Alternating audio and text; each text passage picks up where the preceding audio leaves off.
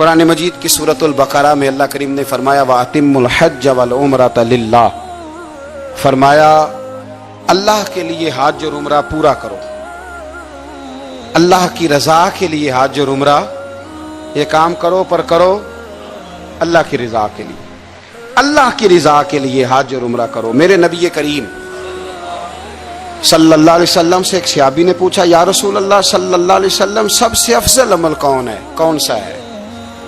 اعمال تو ڈھیر سارے ہیں نا، گلی سے کنکر آپ نے اٹھا دیا تو وہ بھی صدقہ ہے۔ یا رسول اللہ صلی اللہ تعالی علیہ وسلم افضل عمل کون سا ہے؟ نبی پاک نے فرمایا اللہ اور اس کے رسول پر ایمان لانا۔ عرض کی حضور اس کے بعد؟ فرمایا اللہ کی راہ میں جہاد کرنا۔ کہا یا رسول اللہ اگر میں تیسری بات پوچھوں کہ اس کے بعد؟ تو حضور نے فرمایا پھر بیت اللہ کا حج کرنا۔ ایک ترتیب بیان کی، ایمان کے بعد افضل ترین عمل جہاد ہے، اللہ کے راستے میں جہاد کرنا، اور اس کے بعد پھر حضور نے جس عمل کو افضل ترین قرار دیا وہ حج بیت اللہ ہے، وہ اللہ کے گھر کی زیارت کرنا ہے، وہ حج کی سعادت حاصل کرنا ہے۔ حج ایک عظیم نعمت ہے، ایک عظیم نعمت۔ میرے رسول کریم علیہ السلام نے کچھ مثالیں ایسی بیان فرمائی ہیں جو اگر ہم سمجھ جائیں نا، اگر ہم سمجھ جائیں ان لفظوں کو، چونکہ ہم حدیثیں سنتے رہتے ہیں تو وہ خاص گہرائی اور گہرائی جو اس پر بات پر غور کی ہونی چاہیے وہ کئی دفعہ نہیں ہوتی، تو اس کے جو حسین مطالب ہوتے ہیں اور اس روایت کے جو خوبصورت تراجم ہوتے ہیں وہ پھر ہمارے ذہن میں نہیں آتے۔ ایک پہلے دن کا بچہ ہوتا ہے، بالکل پہلے دن کا، آج ماں کے پیٹ سے پیدا ہوا، اس کے ذمے کوئی گناہ نہیں ہوتا، اس شخص سے کسی کا کوئی اختلاف نہیں ہوتا، اس شخص نے کسی کا دل نہیں توڑا، اس نے کسی کو ستایا نہیں، اس نے کسی کو پریشان نہیں کیا۔ اب میرے نبی کریم علیہ السلام کا جو مثال دینے کا انداز ہے اور جو سمجھانے کا طریقہ ہے وہ طریقہ دیکھیں کتنا انوکھا ہے۔ حضور فرمانے لگے جس بندے نے حج کیا اور نہ اس نے اس میں کوئی فحش بات کی، نہ کوئی گناہ کا کام کیا، اور حج کر کے واپس آ گیا تو یوں سمجھو اس طرح ہو گیا جس طرح آج ماں کے پیٹ سے پیدا ہوا ہے۔ مثال دیکھیں، تشبیہ دیکھیں، رائنائی دیکھیں، اور جو حضور کی باتوں سے خوشبو پھوٹتی ہے اس کو محسوس فرمائیں کہ جس طرح آج ماں کے پیٹ سے پیدا ہوا ہے، آج وہ جو خوبصورتی ہوتی ہے پہلے دن کے بچے کی، وہ جو رانائی ہوتی ہے، وہ جو اچھا لگتا ہے، وہ جو چاؤ چڑھتا ہے، وہ جو اس کے آنے پر لوگوں کو تسلی ہوتی ہے، وہ جو مبارکیں ہوتی ہیں، وہ ایک خاص اس آنے والے بچے کی اہمیت ہے، فضیلت ہے، اس کے ذمے کوئی گناہ نہیں۔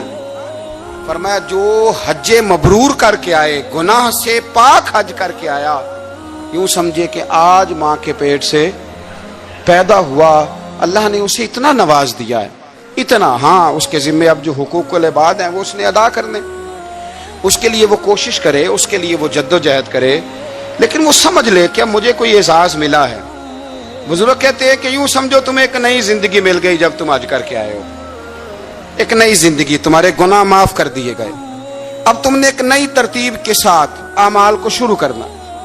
اب تم سمجھو کہ اللہ تبارک و تعالیٰ نے تمہیں بڑا نواز دیا ہے، تم پر اللہ نے بڑا فضل اور احسان فرمایا، اور بڑا خاص کرم نوازی رب کریم نے تمہارے اوپر فرمائی ہے۔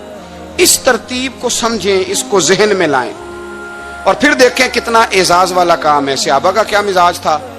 حضرت زازان رضی اللہ تعالیٰ عنہ فرماتے ہیں کہ حضرت عبداللہ ابن عباس کا جب آخری وقت آیا تو انہوں نے اپنے اولاد کو، قبیلے کو، بچوں کو بلایا۔ ہمارے ہاں جب آخری وقت آتا ہے تو کچھ وصیتیں کی جاتی ہیں کہ وہ والا مکان فلاں کا ہے، وہ والی جائیداد فلاں کی ہے، یہ اس کو دے دینا، یہ رکھ لینا، یہ میرا قرضہ۔ یہ بھی اچھی بات ہے، چلو حقداروں کا حق ان تک پہنچ جائے۔ لیکن حضرت عبداللہ ابن عباس نے اپنے آخری وقت اپنے بچوں کو بلایا اور بلا کر کے فرمانے لگے بیٹا میرے پاس بیٹھو، میں تمہیں اپنے نبی کریم علیہ السلام کی ایک حدیث نہ سناؤں؟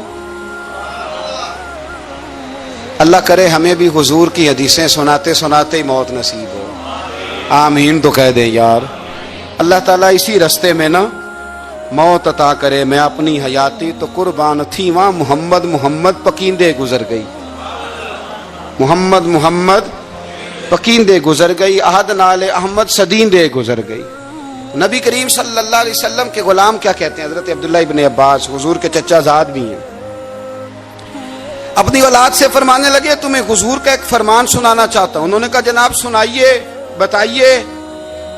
تو کہنے لگے کہ نبی کریم علیہ السلام کو میں نے ارشاد فرماتے ہوئے سنا کہ جو شخص مکہ مکرمہ سے پیدل حج کے لیے نکلا، کہاں سے جی؟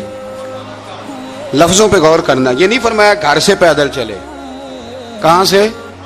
یہ تو ایک اہل مکہ کے لیے فضیلت ہو گئی، اور پھر دوسری بات یہ کہ جو لوگ یہاں سے حج کرنے جاتے ہیں جا کے ٹھہرتے کہاں پہ ہیں؟ مکہ میں ٹھہرنا ہے نا سب سے پہلے۔ چلیں کوئی حرم شریف کے قریب ٹھہر گیا تو کوئی عزیزیہ میں، تو کوئی خالدیہ میں، تو کوئی شوقیہ میں، یہ جگہوں کے نام ہیں وہاں، لیکن رہنا تو مکہ مکرمہ میں ہی ہے نا سب نے۔ فرمایا جو مکہ مکرمہ سے پیدل حج کے لیے نکلا، حتیٰ کہ حج کر کے واپس مکے لوٹ آیا، اللہ تعالیٰ اس کے ہر قدم کے عوض اسے 700 نیکیاں عطا فرمائے گا۔ اور اگلے لفظ سنو گے تو اور خوش ہو جاؤ گے۔ محبوب کریم فرمانے لگے 700 نیکیاں ملیں گی، اور ہر نیکی حرم کی نیکی کے برابر ہوگی۔ ہر نیکی گویا اسے ہر قدم پر 7 کروڑ نیکیاں عطا کی جائیں گی۔ جب وہ چلے گا ایک قدم پہ، اللہ ایک قدم پہ صرف 7 کروڑ نہیں، اللہ اسے ایک قدم پر 7 کروڑ نیکیاں عطا فرمائے گا۔ اندازہ فرمائیں کہ اس بندے کا مقام کیا ہے۔ جس طرح نور میں نہیں وہ نہلایا ہوا، اور ہر قدم اٹھاتا ہے تو نور والا ہی بنتا چلا جاتا ہے۔ حاجی کی یہ سعادت ہے۔ اور ایک حدیث میں اللہ کے رسول صلی اللہ علیہ وسلم نے فرمایا جب تمہاری سواری، تمہاری ناکہ، تمہاری اونٹنی حج کے لیے چلتی ہے، ایک قدم اٹھاتی ہے تو اللہ تمہارا ایک گناہ بھی معاف کرتا ہے، تمہیں ایک نیکی بھی عطا کرتا ہے، اور تمہارا ایک درجہ بھی بلند فرما دیتا ہے۔